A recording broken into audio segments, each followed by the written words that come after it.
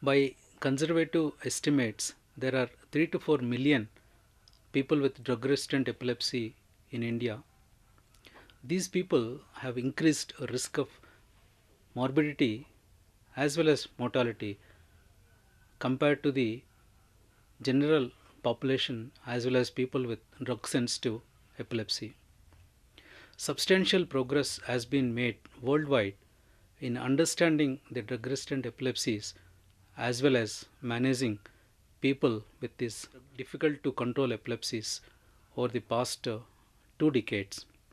In order to review the progress made so far as well as to plan the future directions, NIMHANS Bangalore as well as the American Epileptologist of Indian origin together are organizing a colloquium on drug resistant epilepsy at the NIMHANS Convention Center, Bangalore, India on August 16, 17 and 18 of 2013. Experts from the United States of America, Canada, UK, Japan, as well as from India are participating in the colloquium. Neurologists, neurosurgeons, residents, fellows, and PhD scholars in neurosciences, EEG technicians, as well as epilepsy nurses are expected to participate in a large number.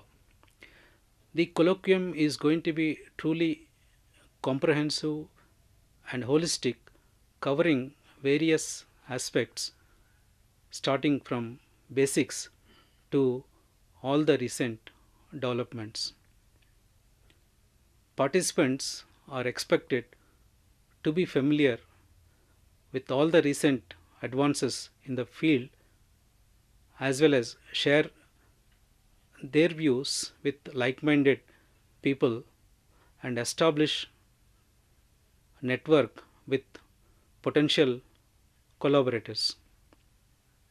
On behalf of the organizing committee, I invite you to join and support this unique and pioneering venture.